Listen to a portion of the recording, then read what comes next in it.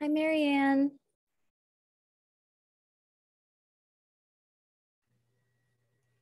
How you doing? I'm well, thanks. How are you? Good. I'm trying to get my act together here. Oh, that looks terrible. Let's see. Does it work? I'm trying to set my background. I'm just trying to get my headphones working. So we're both. Yeah, me too. I get get to figure it out. Yeah, I have these ones that are Bluetooth, and I always have a problem. Yeah, if I can't use them. I got my new microphone, so I hope that's working. That sounds good. Yeah, I hope so. Start my video. Choose a virtual background. Well, there it is, but it doesn't seem to be working. Let me try this one. Okay, so how come it doesn't work? Oh, there it is. Yeah, but you can't see me. That's true. Just the background. There Oh, there you are. You might just need to be. It's not going to work. It's going to be all messed up. So yeah, Oh. do that. Change the background to something else. I usually use this one. Even this one's not working. What is going on? I wonder if that's didn't have anything to do with this thing, with this microphone. That's a new thing. You might just need to be closer to your camera. This is how I always do it, so I don't know. It seems weird. I've never done this before. Hide self view. No, I don't want to do that. I'm gonna go ahead and make you a co-host. Yeah, please. And put you can invite Dr. Potts present. Is there a waiting room? Oh, there is a waiting room. There are 7 folks in it. No Dr. Potts yet. Vicky, we can add. Can I just hit her? Admit Vicky. She's one of my partners. Sure. Anyone you know, feel free. This is my first attempt at this. So yeah. And I'll just be here to help moderate the chat. Is there anything in particular that I can do to make it smooth for you? No, if people are putting questions in the chat box, then we might want to just, we need to go to refer to that. So I have a green screen. It's not working. Would it be helpful if I pinged you questions directly rather than you have to look at, rather than having you sort through the chat, you can just look at a direct chat with me and I'll only send questions there? Yeah, we can do that. That'd be great. Great. Hi, Vicki. I'm Diana from HFC. Nice to meet you. Hey, Vicki. Oh, you're on mute. I'm actually just going to change my name to say Hi. There you are. I forgot to unmute myself. Where's your face, Marianne? I don't know. I don't know what's going on with my video. It's not working. There you are. Oh, you look kind of ghostly. Yeah, I want to get rid of this background and like you only have one arm. None. Is that better? Oh, well, marginally. You still look kind of ethereal. I can't see myself. Well, if you probably didn't like what you saw. You look kind of, oh, there I saw you. Well, what'd you do? Now yes. Oops, it went away. I wiped off my camera. I don't have anything. Whatever you did when you put your arm forward, it brought you back. How's that? No? Not good. I can't even see myself. Show self view. Here I am. Do you mind if I let Dr. Potts in? Please. Okay. You look Keep like everyone else waiting. Like you have wings, maybe.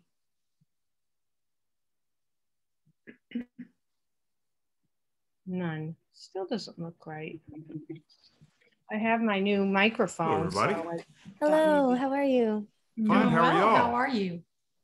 Great. Hi, Dr. Potts. Hello, everybody. Can y'all hear us? We can hear you. Yes, sounds good. I'm going to see if I can find something to wipe that with. Turn that up a little bit. All right, Marianne, we'll give you a second before we let everybody in. Sound good? Tiny bit loud. That's too loud. Okay. It's 7:01. Right now.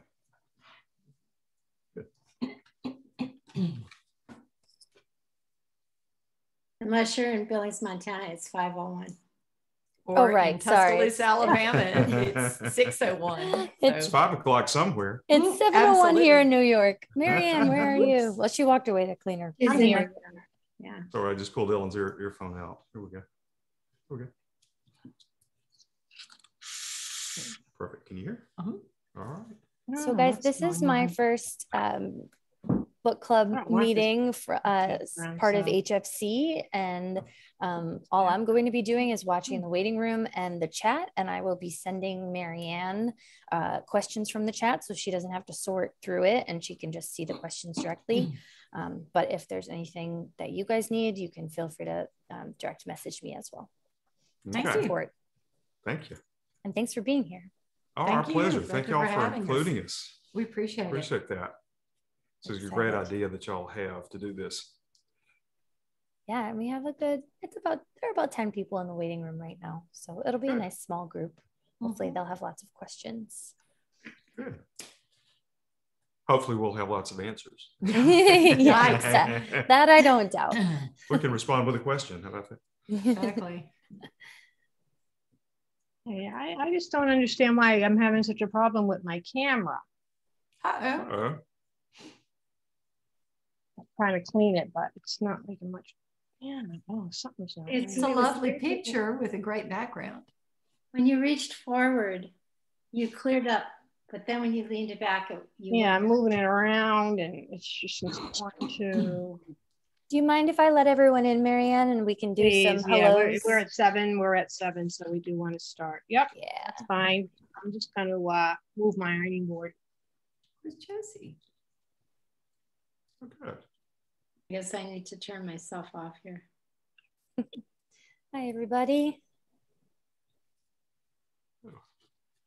Just getting everyone in.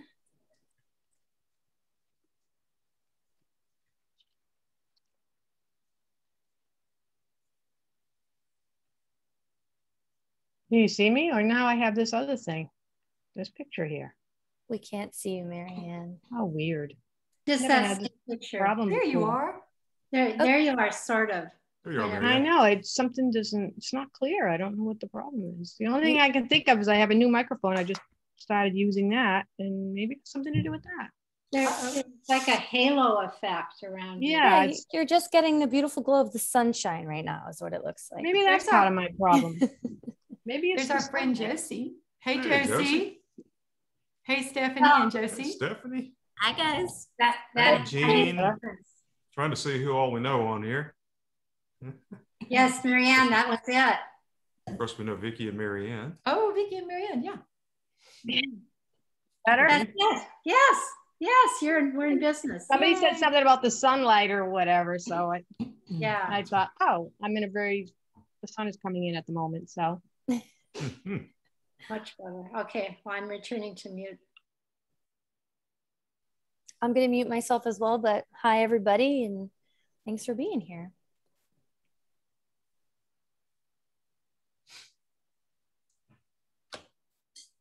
Let's see. All right, should we get started? Sounds good. Okay. Hi, everyone. I'm Marianne Shuko, a co-founder and manager of allsauthors.com, the global community of authors writing about Alzheimer's and dementia from personal experience. We welcome you to the second in our summer series with HFC, this time featuring Dr. Daniel Potts and his wife, Ellen Potts, who are authors of a pocket guide for Alzheimer's caregivers. Thank you for sharing some of your precious time with us this evening. I'd like to introduce one of the members of our management team who is with us tonight, and that's Vicki Tapia. If you could just say hello, Vicki. And I'd like to introduce Bonnie of HFC, who is helping to moderate the event. Well, hello, everyone. And we also have Jean Lee with us. Oh, Jean. Hi, Jean. I didn't see you.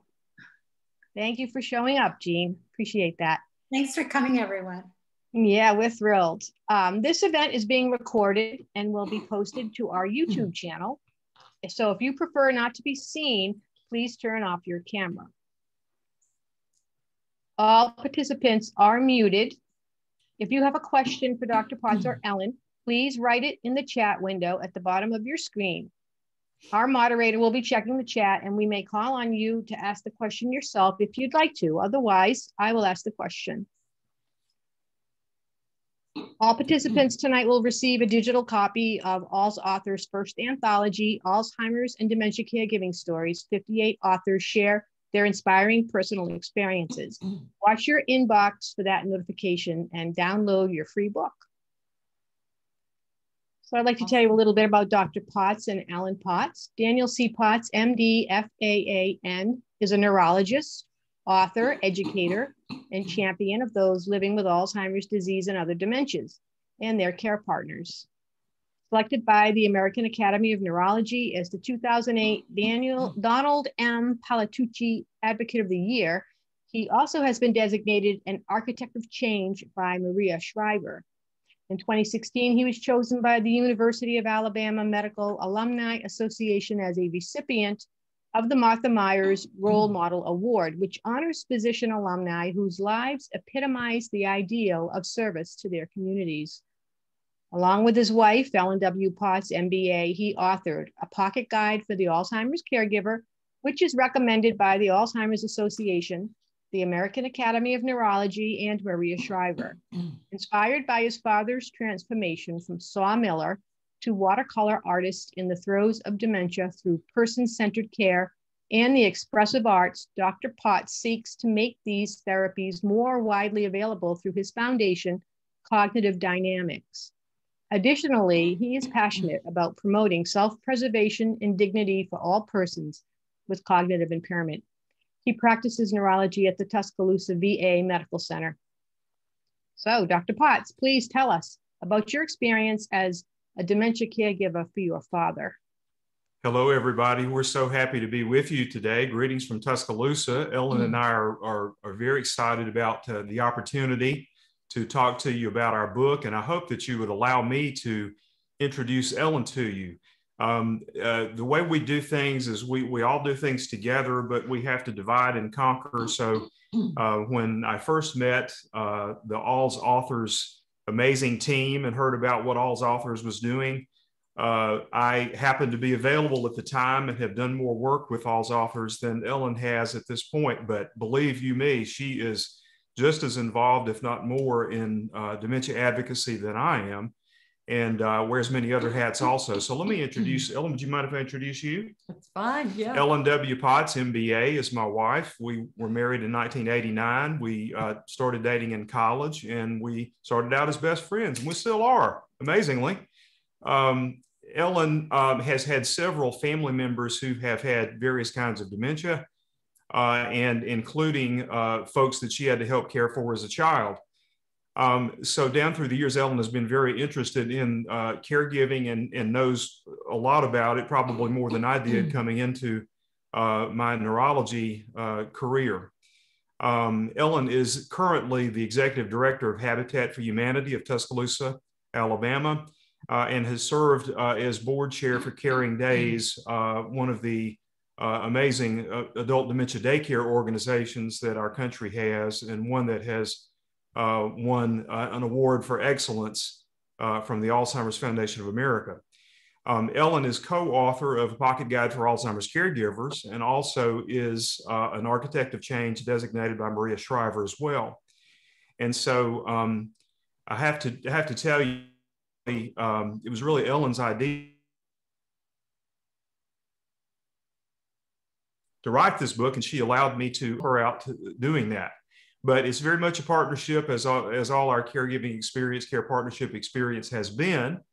And so, Marianne, if you don't mind, we could start and say a little bit about how the book came about. Sure. I will start and say that my father, Lester, had Alzheimer's disease, diagnosed about the age of 70.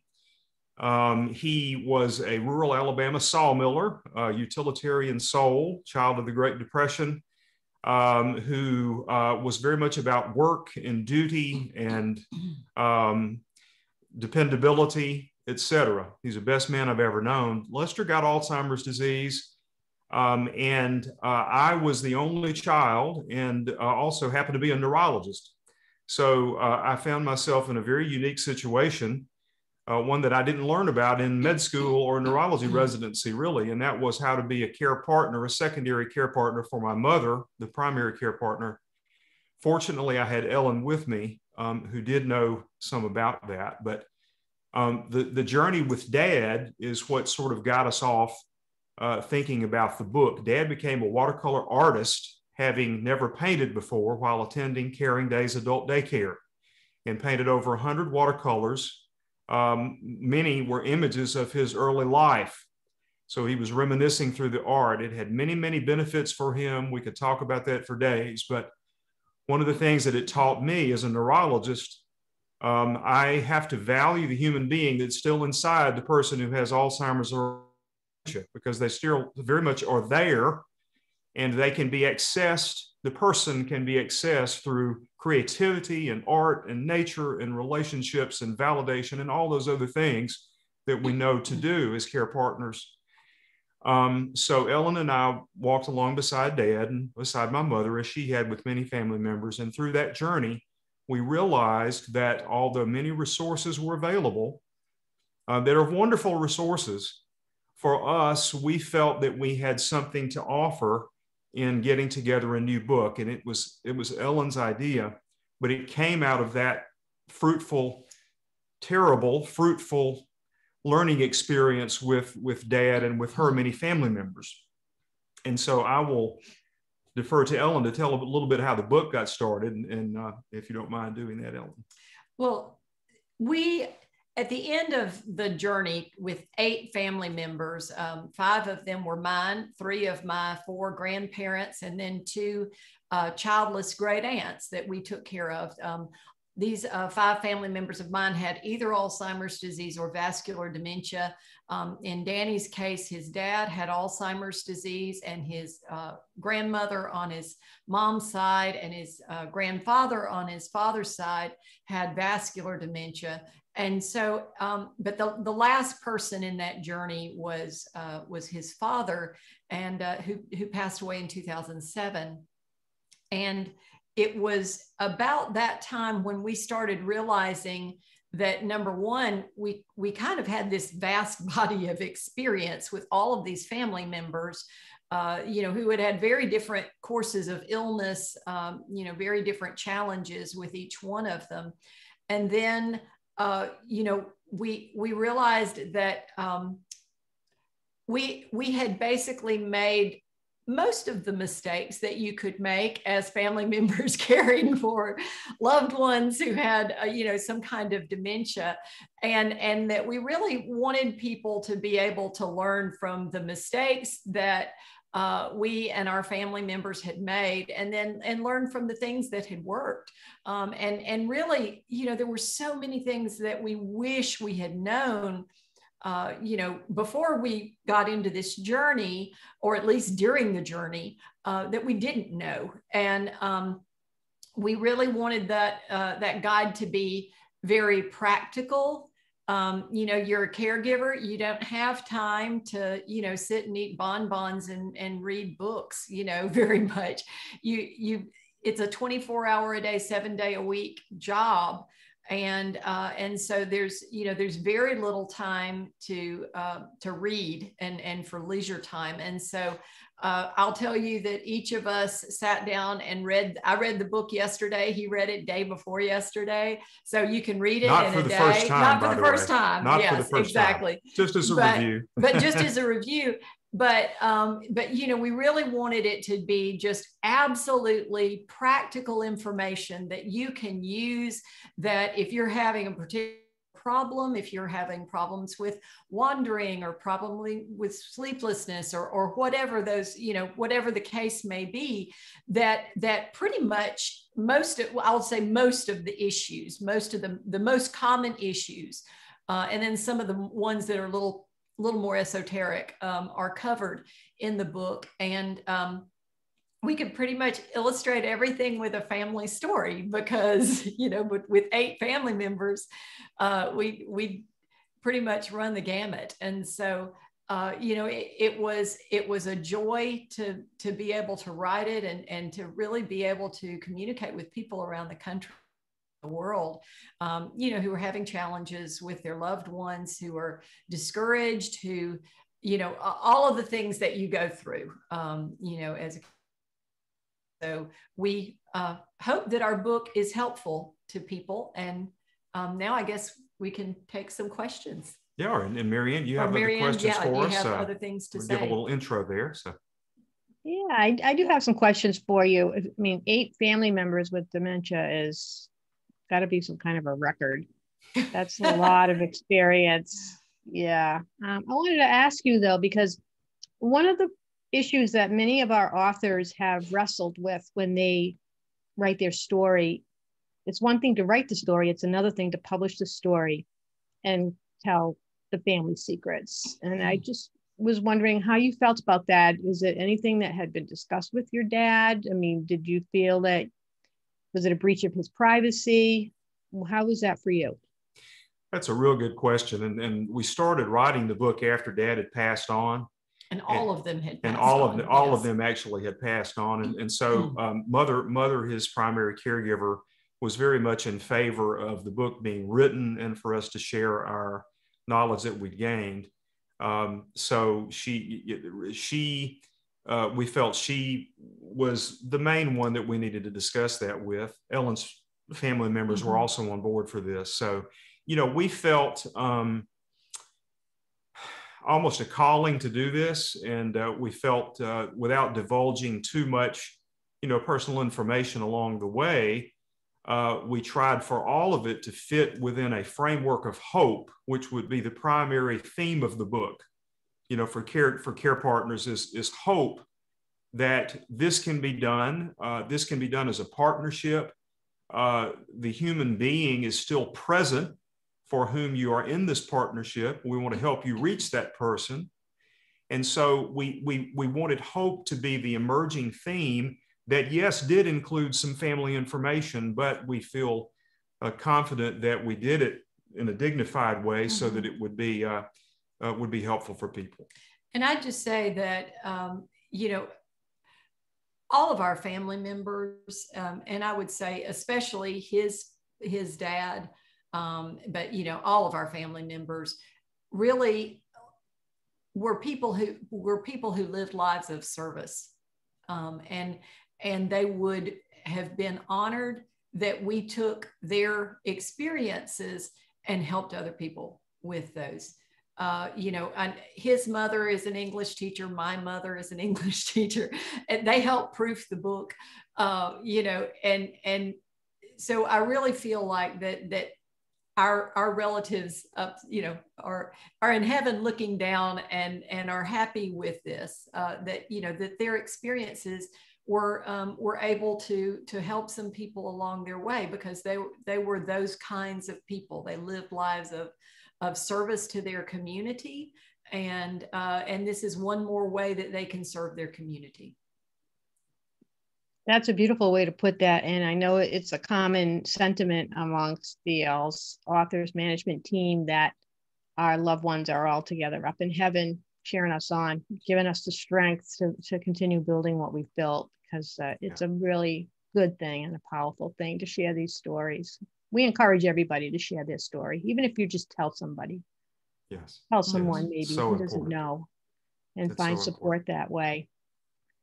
Dr. Potts, as a physician, no less a neurologist whose daily work includes patients who have dementia, people who are undergoing workup and their families, did you feel as though you were prepared to be involved in the care of a parent with dementia?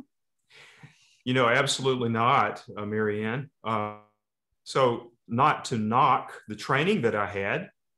I feel like it was excellent training. I'm thankful for my mentors, my patients that were involved in, that I was involved in caring for, and all the other colleagues that I had. But this is not something that is taught, or at least at that time, and probably still is not taught in med school and residency. The caregiving part, and I think it should be, but it's not as much. And so, no, I felt terribly unprepared. I felt like I knew a good bit about the pathology of Alzheimer's disease, about how you work up dementia, about the other, the other conditions you need to rule out, and that sort of thing. But the day-to-day care management, I had no idea how to do. And so I felt very inadequate to advise my mother about things that popped up. As a matter of fact, the way the book is structured, the second half of the book is sort of a very much 1 or 2 page, what are some guidelines to do when this happens, when this arises? Well, that was our lives at the time. Mother would ask us how to do something. What should I do when this happens? How should I approach him when this happens? And I couldn't tell her. And so, so that's why we structured the book, that we need a quick guide so that somebody can have a reference and they can read more elsewhere or even in the front. But so to answer your question, no, I felt unprepared until after Dad had passed on. So the things that we know now, I had no idea about before we wrote the book. And that's like most of us, I think, who have been caregivers or are caregivers. There's no crash course. You just jump into it, and it's putting out fires every day.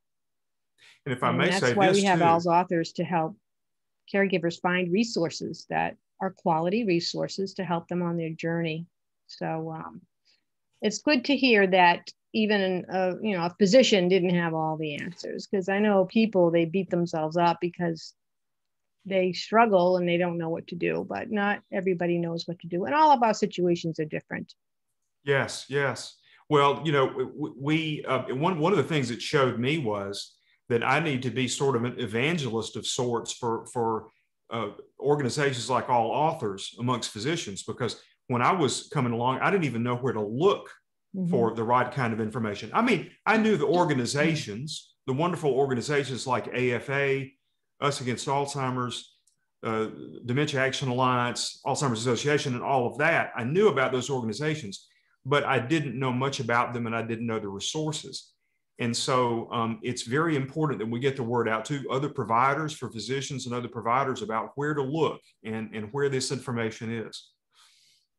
And I would just say, just to kind of tag along on what you were talking about, I think that the most important skill that you can develop as a care partner is the ability to forgive yourself, because you will never meet your own standards.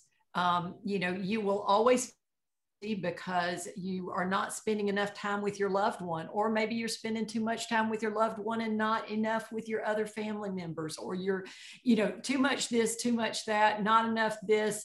You cannot be Wonder Woman and you cannot be Superman. And I would guarantee you can turn off your camera, rip open your bodice or your shirt, and there's not going to be a big S or a W on it. And so, just realize that you can do the best you can do. And, and you can't compare yourself to someone else. You can't say, gosh, Susie kept her husband at home for 10 years. Why only after a year am I, I'm floundering. I can't do this. Whatever the case may be, if you've seen one case of Alzheimer's disease or any kind of dementia, really, you've seen one case.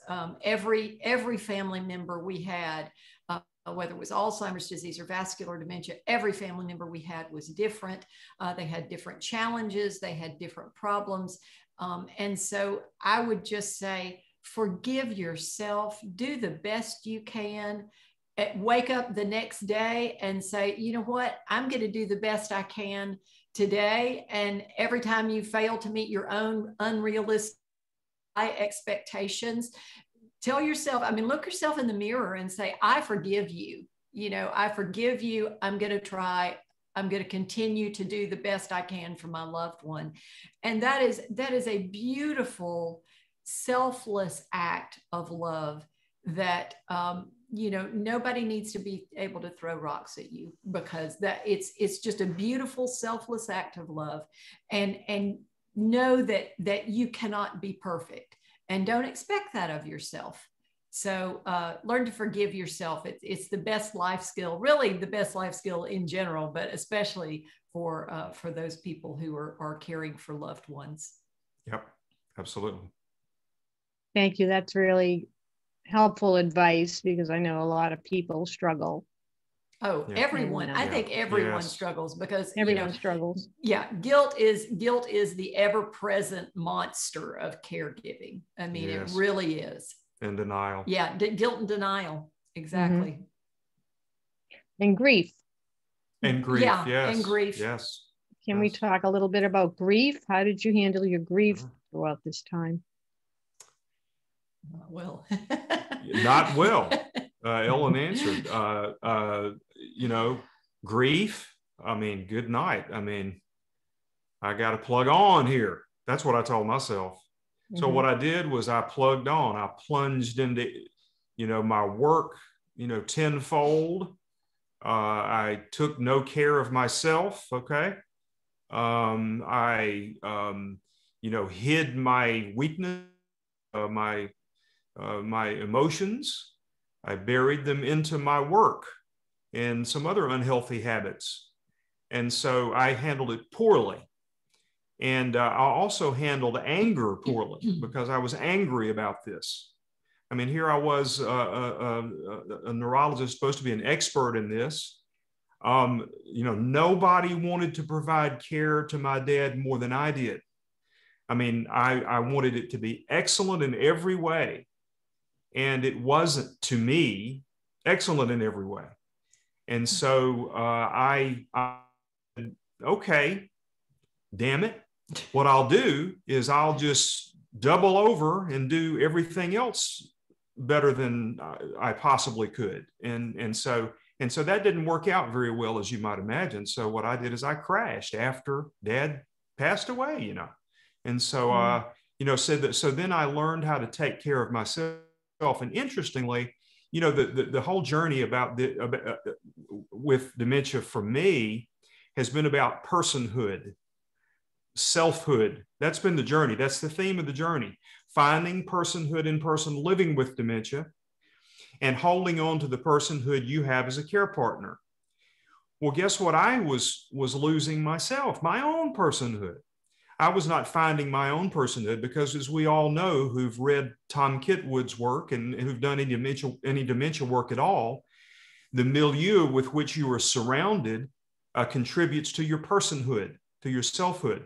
So we want to you know, surround people living with dementia with the kind of care the kind of care milieu that builds up their personhood. But I wasn't doing that for myself. I was not surrounding myself. I mean, here was my supportive family. They were still supportive. Here were my colleagues, but I wouldn't see that, and I couldn't hear that, because I had not dealt with my grief, my anger, my sorrow. And so, to answer your question, I dealt with it poorly. However, I learned how to deal with it, and eventually did deal with it. But it almost destroyed me, my family, my practice, etc. Okay. I mean, you may not have wanted all that, but that's what I gave you. That's because that's the truth. Ellen, I don't know if you have comments. I would say that, you know, this is, golly, I read the book yesterday and I thought, golly, did I say this too many times? Did we say it's a marathon and not a sprint? I mean, you really do have to take care of yourself, because it's like, you know, running your car, never putting gas in the gas tank, never changing the oil, you know, never rotating and balancing the tires. And then all of a sudden you're surprised when it doesn't run anymore. You know, that you really do have to take care of yourself and be creative in finding ways to do that. You know, I'll tell you, you know, when you live in a relatively decent sized metropolitan area, a lot of times there are resources and things available. But for many of rural caregivers, and you know, my grandmother, my grandfather, my mother's dad was the first in my five people in my family to start this. And he started Alzheimer's disease, started showing signs when I was about 4 years old in 1970. So if you like to do math and figure out how old I am.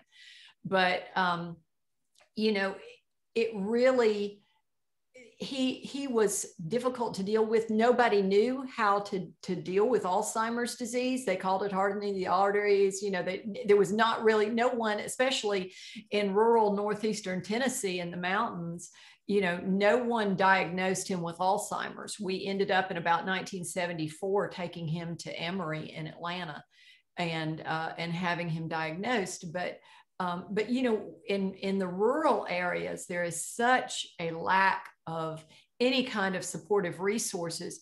And I would just say that whether you're rural or urban or suburban or whatever, the online resources are amazing now. You know, there wasn't such a thing when my grandfather was going through this, but you know, I know, Josie, the Alzheimer's Foundation has a hotline, social workers people you can call. There are all kinds of wonderful online resources that, you know, people that you can, you know, Facebook groups that you can just type in how frustrated you are because of XYZ thing that your loved one is doing, or more common XYZ thing that your family member who is not caring for your loved one, but is criticizing your own care of your loved one is doing. All of those things. And, you know, that's, I would say, you know, do your best to find some kind of respite care. When family members ask, or loved ones, or, you know, friends, whoever, when they ask, you know, oh, you know, I'd love to help. Great. Would you go to the grocery store for me? Here's my credit card, you know, or lovely. You can stay with, you know, granddaddy while I go and, you know, get a pedicure or whatever, you know, whatever it is.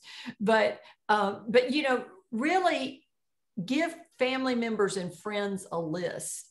A friend of my mother's her husband had Alzheimer's disease, and there were about 5 men from the church that every Wednesday they would come get him about 9 or 10 o'clock in the morning, and they would go do things for the whole day. And, you know, and his wife had a whole day of respite, and these were 5 retired guys. And, you know, and some of them would be out of town, but 2 or 3 of them would always know that this was their Wednesday gig, you know, and they were able to help her. I know there are a lot of churches and synagogues and other, you know, faith-based organizations that are starting respite centers that are volunteer-based. Dementia daycare, golly, it's a fabulous option. And then, you know, there are other options that may or may not be available in your area. You know, sometimes assisted living or nursing homes, hospice agencies. Sometimes you can check your loved one in for, you know, a week or something while you go and take a vacation, you get some respite. You know, but I would just encourage you to find creative ways to care for yourself, because you don't want to contribute to the statistics, you know, where the caregiver dies of literally often of exhaustion, you know, and not taking care of himself or herself, not taking care of your own health, not going to the doctor, not, you know, going to the dentist, not taking care of yourself. I would just encourage everyone to the extent you can to do that. Thank you. That's very helpful. I'm looking at that painting on the wall behind you. Is that one of your dad's? It's actually a daughter. That's a daughter. That's our older daughter. Yeah. So before Papa got, well, he probably had Alzheimer's disease and we didn't know it. We all took a trip to Scotland. And so our daughter loved the Dunvegan. Is that the Dunvegan Castle? Yeah, the Dunvegan Castle. That's Dunvegan, so she painted that 12. Later. All right. Tell us a little more about your father and his artwork and how he became, you know, found his artist soul at the dementia daycare. That must have been astounding. Oh, it was. Yeah, it was. So, well, first of all, we knew Dad would not go to. We didn't feel like he could go to caring days, first of all. So he finally went. That was a great day. And then he met all these folks that just loved him like he was. You know, they weren't looking for loss. They were looking for something to love. And the Lester that came through the door every day was the one they loved. And so he had that sort of environment there. But then he met a retired artist named George Parker. George started the art program at Caring Days. He was not an art therapist. However, he had an innate understanding about how to share his gift, and actually had an amazing story of his own. He had been in a cardiac arrest, found himself on the ventilator in a coma, was unconscious for a long, long time, was not thought to survive, was not thought he was going to survive. And as soon as he woke up and began to communicate and got extubated, he told people, "I'm George Parker, and I've been saved so I can share my art with people living with dementia."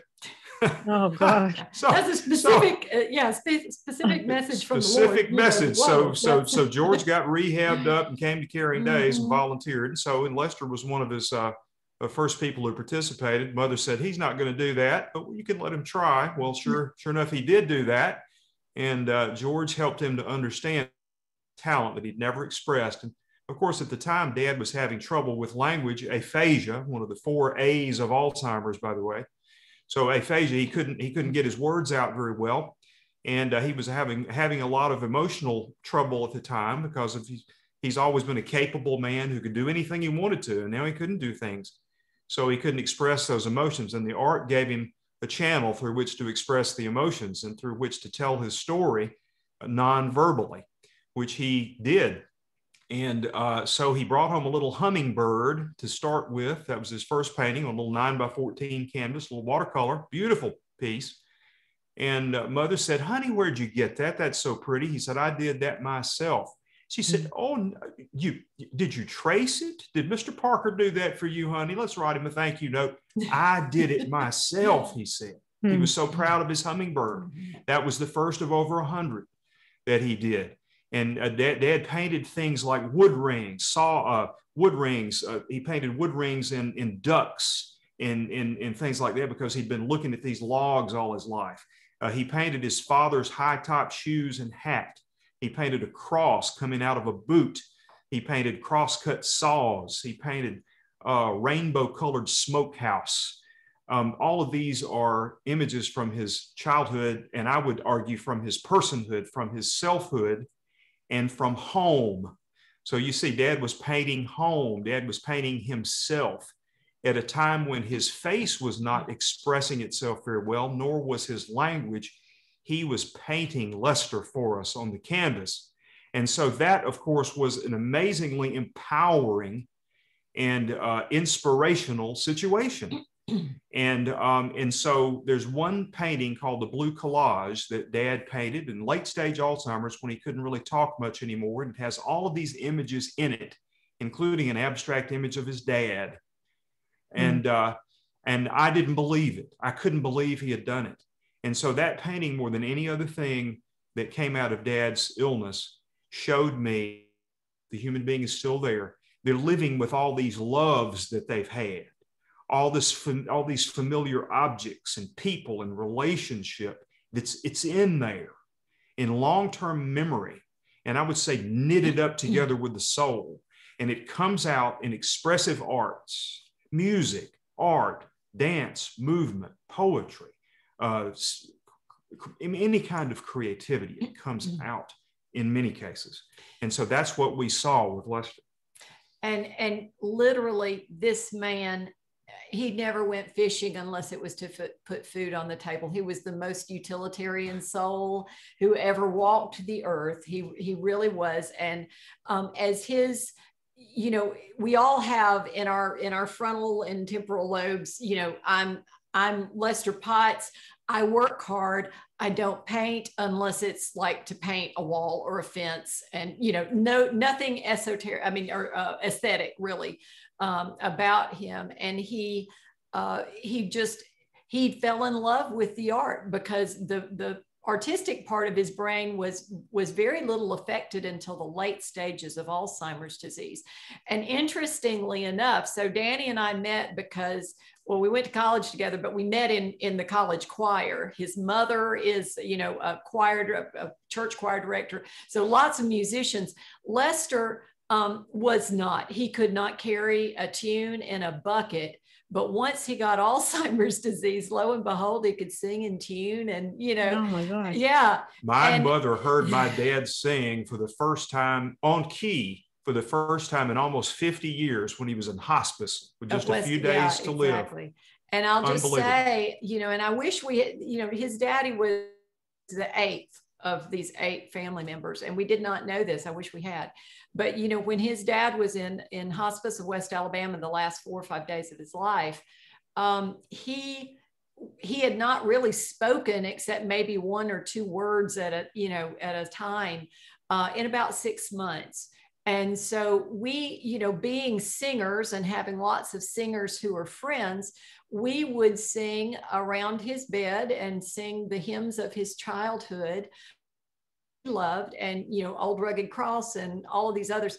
And lo and behold, if that man didn't start singing with us, and if you took an extra long breath, he would go on without you. And funny but true story. I was singing, it was less than 24 hours before he passed away, and I was feeding him some ice cream, and Danny and his mother actually were out meeting with the funeral director. And so I was trying to sing How Great Thou Art and feed him ice cream at the same time. And my brain got overwhelmed and, you know, too many things going on at once. And I forgot the words in the middle. And I said, "Oh, Papa, I forgot the words to How Great Thou Art." And this man whose face, really his expression had not changed in months, he went, and How so, could anybody? yeah, it was funny, but he did, he sang along. And so, you know, if your loved one was religious in their youth, sing the songs of their youth that they would have sung. If they were not religious, you know, the reason religious music particularly connects is because there's safety, there's emotion, there's, you know, all of these different parts of the brain that are connecting in religious music. But then also, what did they dance to when they were a teenager and in their 20s? You know, with me, if I hear In the Name of Love by U2, I'm going back to my, you know, being an 18-year-old dancing in the basement of the fraternity house, you know, but play those things that would have brought them joy at that time in their life. And I bet if you find the right one, they'll be singing along too. But, you know, I know one lady was talking, she was actually a paid caregiver, a sitter in someone's home, and she could not find a way to connect with this gentleman. Nothing worked, but he was a chemistry professor. And so she brought out the periodic table of elements, and all of a sudden this man who had not really communicated much went, oh, and he just started expounding on chemistry. You know, I mean, there are things that, you know, we had a lady that participated in the class that Danny taught, that she had stopped really participating. She stopped really communicating. Well, the students came to visit her. There were students from the University of Alabama who partnered with people to tell life story. But one of her daughters brought out her wedding dress, and she started looking at her wedding dress, and she said, oh, and she started talking about all of the things associated with the wedding. So how much she loved her husband. She started talking about the black sheep cousin that they were hoping wouldn't show up, but actually did. And all of the things that, you know, the wedding dress that was, you know, she ate too much and it was a little tight, or, you know, whatever the stories were. But, look at those. If you want to connect with your loved one, think about those familiar objects even that have a lot of emotion tied into them. I told that story about the wedding dress one time, and a lady raised her hand and she said, my daddy was a huge University of Alabama football fan, and he had a 1961 football that was signed by the entire team and Coach Bear Bryant. And she said, all I had to do was bring out that football and he could start talking about the plays, you know, and the blocks and the receptions and the runs and touchdowns and all of those things that were associated, you know, with some of those games in that 1961 season. And, you know, these are people in mid stages, late, you know, not late stage, although music certainly and art can connect with people, even in the latest stages. Like I said, with Danny's dad, it unlocks the autobiographical memory. So, you know, the autobiographical memory, which is a string of memories, of course, that you and I all have that makes up the story of our lives. It's mostly housed in the right temporal lobe, but in other areas too. But of course, artistic expression, even artistic viewing, has a right hemispheric predominance. And it's thought that these expressive arts can tap into that autobiographical memory and help it to get out. In fact, to help rewrite the story. So this is one of the reasons that work. But I didn't know much of that then. So that's sort of the story of the art. Yeah, that's amazing. I see a question. How long did it take us to write this? We had been writing some blogs and things, and we took a lot of the blogs because they were a lot of what, the meat of the book. And so it really didn't take that long to write it, partly because we've been kind of writing along, for Maria Shriver, and then also for some local newspapers and things too. Mary Ann, I'm seeing some questions. Do you want us to respond to some of the questions now, or do you? No, that's fine. That was next thing on my list. There's a question from Jean Lee. How do you weave your own experience with your dad into your neurology practice as you have to deliver a diagnosis of dementia or Alzheimer's to an individual or family? Well, it's a great question. And the main way I incorporate it is not overtly, but it colors everything I do in the practice of medicine now. And what I mean by that is that it has, first of all, emphasized personhood and caused me to emphasize that. And how does that translate into my practice? Well, it translates in many ways. Number one is I speak to the person living with dementia primarily in the office visit, not the care partner. Now, I also speak to the care partners, but I start with acknowledging Mr. Jones just like he's always been, and he's the patient. So I talk to him first. And then I tell him that I'm also going to ask his loved one, if it's okay with him, how things are going. And we do that. But the first way is I acknowledge, and I do that because of Dad. I also, when I deliver a diagnosis, I try to be more compassionate about it, and I try to spend more time with it than I did before. And I try to leave room for questions. I try to give resources. I try to create an atmosphere of hope, not of hiding in the shadows with this. And because I've heard too many people living with dementia say that the day they were diagnosed was the worst day of their lives, not necessarily because the diagnosis was so bad, it is, but because of the way it was delivered by my colleagues. And so, I mean, we got to do a better job of that. So it has really made me more compassionate and empathetic. My journey with Dad has. And then I tell some people about Dad when I'm talking about the expressive arts, and I'm talking about how important they were. I mention Dad to folks. And so I use that as an educational piece as well. Could you tell us a little bit about cognitive dynamics? Absolutely. So cognitive dynamics is a foundation that our family formed after Dad had passed on, because we realized that we had some things to offer that we needed to give back. And the story of Dad's art, we wanted to use that art to inspire people and also to create other opportunities. So about the same time we were writing the book, we were also getting documents ready to create a 501c3 foundation, which we did. And the first event we had was an art show of Dad's art in Beverly Hills at the David Streets Galleries. The way that came about is that I had, Mary Ann mentioned earlier, an advocacy training program that the American Academy of Neurology offers. I was selected to be in that program to train how to be an advocate. I mean, I knew we wanted to do something, and I was so impassioned about it. Dad had just passed on, but I really didn't know how to do it. Well, this training program really taught me how to be an effective advocate, from working with the media to interacting with government officials, et cetera, to drafting an action plan. And so so creating a foundation was part of what was present in that action plan. So we had the art show in Beverly Hills.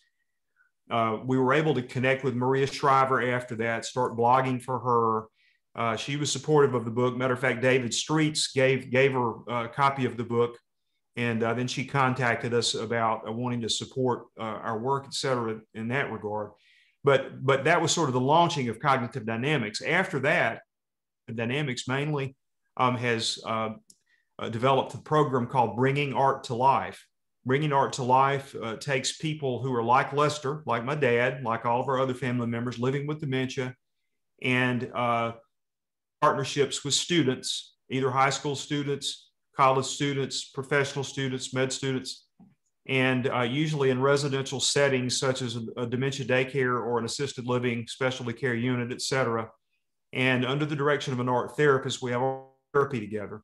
And we also teach the students didactically about dementia, about how to interact with people who are living with dementia, the science behind it, caregiving issues, et cetera. And so those partnerships over the past 10 to 12 years have been really a teaching ground for us to see the amazing transformation that happens not only in people living with dementia and their care partners, but the students. So many of whom have gone into careers in this field because of that program. And so Cognitive Dynamics supports that program, and that's our main program. That sounds amazing. How do people find out more about that or can get involved in it? We have a website, cognitive-dynamics.org. We also have a Facebook page. If you just search Facebook for Cognitive Dynamics Foundation, you'll find our Facebook page. And then finally, we have a Twitter feed and a YouTube channel, Cognitive Dynamics 1. And on that YouTube channel, we have educational videos, we have art, we have some documentary videos, we have music, we have mindful walks, we have photography. I do photography too. See, Dad inspired me to write poetry and make photos and do all this stuff. So I try to share that as well with people. It helps people, and it helps people look at nature photography. That's one of the things that I'm interested in, is exposing people living with dementia to those beautiful nature scenes, and it calms people. So that's kind of how you can get in touch with us. Okay, I want to encourage everyone here tonight to follow you on social media, on Twitter and Facebook, because you post your photos and your dad's artwork and your poetry and writings there pretty much every day. And that's right. It's something nice to look forward to. So you definitely want to look him up on his social media. There is another question. Can I say this too, Mary Ann? We can access Lester's art on lesterslegacy.com. We have Dad's art prints for sale there, and also note cards. And a portion of those proceeds go to support the foundation, Cognitive Dynamics, in our programming. And I wanted to add one more thing. And actually, Josie and Chuck at the Alzheimer's Foundation, hey Josie, kind of inspired this years ago, but we're finally now getting to do this. I have a different hat that I wear, and normally my hats aren't worn at the same time. I'm the executive director at Habitat for Humanity, but we are partnering with John Zeisel, who is very well known in the field of environmental design, and we're going to be able to build a habitat house for someone with dementia. And we're excited about that. And we're doing this in a way that is going to cost very little money, very little additional money in terms of, over and above what a normal habitat house would cost. And we're going to, we hope, present this at the Habitat International Convention this coming spring, so that these inexpensive techniques for redesigning your home for someone with Alzheimer's disease or some other kind of dementia, or designing a home if you're building it from scratch, things that you can do that where basically the house can help partner in the care for your loved one. And so we're really, really excited about that. And thank you, Josie and Chuck, for coming up with that fabulous idea. And thank you also for all the comments that are in the chat. I'm sorry I'm not smart enough to be able to respond to those while we're doing this, but thank you. Thank you. Yeah. I hope our book is helpful for folks. We really do. We do have one more question. Do you find it important for the patient to know their diagnosis of Alzheimer's? Great question. I was sort of brought up to sort of take it on a case-by-case basis.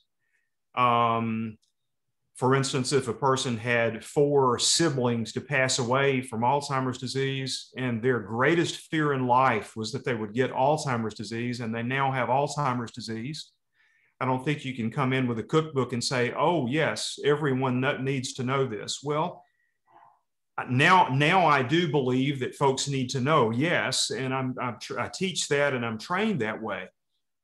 But it has to be done very compassionately and with the input of the family and with, ethically, and someone needs to really talk about this and do it. But my approach is that everyone needs to know they are living with dementia, that has dementia. I usually try to tell people exactly what type I think it is. And I try to do that in a compassionate way, because what needs to happen is it doesn't need to be buried. It doesn't need to be shut off. It doesn't need to be not talked about. It very much needs to be woven into this person's story. Just like if they have terrible diabetes or end-stage cardiomyopathy, that's not something we're going to bury off, cut off, and have a less than whole person sitting in front of us because they don't know their whole story. So we want to be able to weave that story into their current story. And it's not something to be ashamed of. You're not crazy. This can be something we're going to live with, and we can help you live well with it. So my view is that people need to know what's wrong with them. And so I try to compassionately tell them that. And when we think about, especially the friends we have right now who are living well with dementia, Cynthia Huling-Hummel and Brian LeBlanc and others, and then people that we know who are trying to deny, that this is a problem, that it's the elephant in the room. Everybody knows it's there, but nobody is willing to talk about it. It's so much healthier, and so much, the people who are living well with Alzheimer's are living well. I mean, they are joyful. I'm not going to say that it never, weighs them down. It doesn't worry them. It is. But they're living well. They're enjoying their lives. They are doing the best, the best every day. They're living their best life every day. And none of us know how much time we have. You could go, I could drop dead of a heart attack right now. So, we've all been diagnosed with a terminal illness called life. And so, whatever you have, live until you die. My mother is nearly 90, and she says, well, I'm just going to live until I die, and she's walking today. So, live your life, enjoy. If you get a diagnosis with, that's unpleasant, whether it's cancer or Alzheimer's or whatever it is, live your life, Marianne, there's some things in the book that we would change now. Mm-hmm. There's some wording, there's some words that we use that we now, as you go along, I know more today than I did yesterday. Right. So we want to let, when we do our second edition, it'll be better. Yeah. And the third edition will be better than that. So yeah. What would be some of the words you would change? Oh, well, the word afflicted would be removed from the book. Okay. In the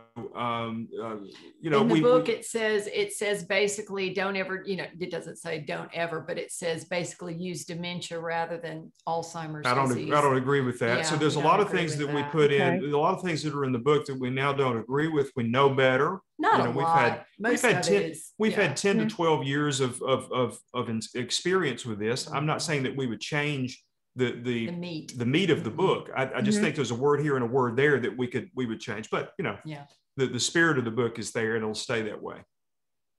A couple of words that are commonly used when speaking of dementia that come to mind that are controversial right now is suffer or suffering, people suffering. Yeah. Because people with dementia will tell you they're not suffering. Yeah. I've heard that so many times. And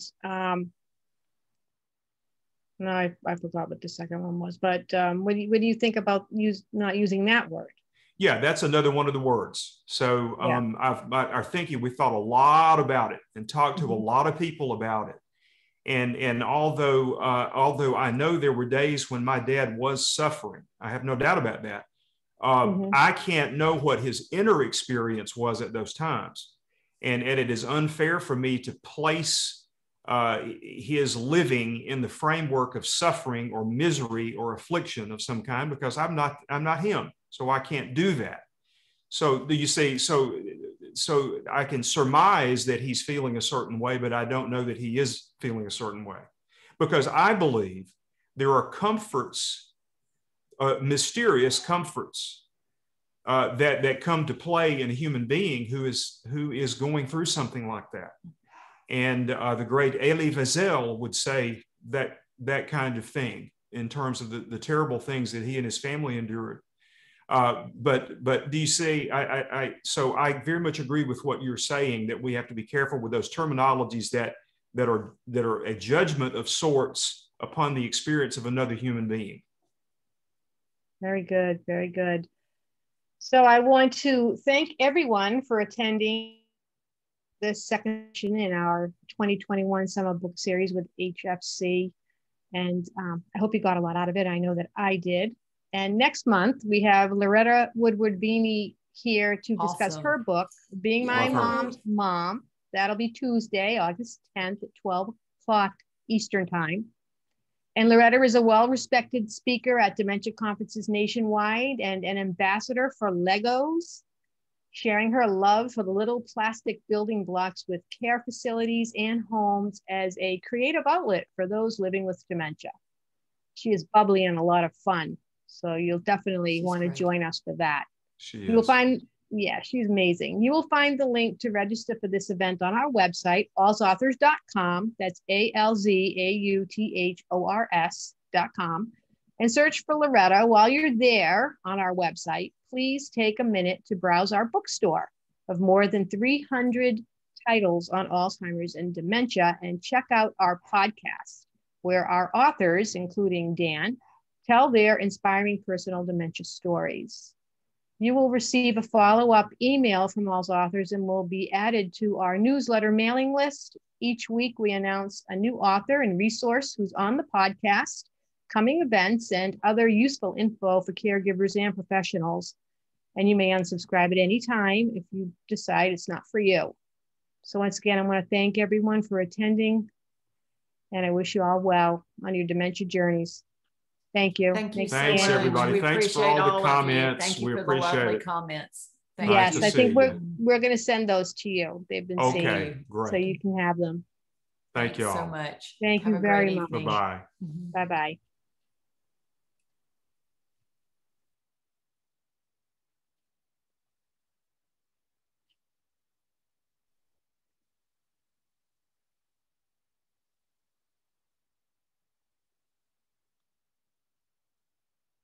Marianne, you good to go? Yeah, thanks. Alex told me Bonnie was going to be here. We swapped this morning. I know, but I didn't realize it. Then I wrote the notes in the intro and I mentioned Bonnie, so I apologize. No one noticed. Don't even worry about it. Yeah. I will. I'll send Alex the chat unless you want to give me your email and I can send it to you to forward on to. Yeah, because when is she going to be back? And she usually sends me the files for the audio and the video.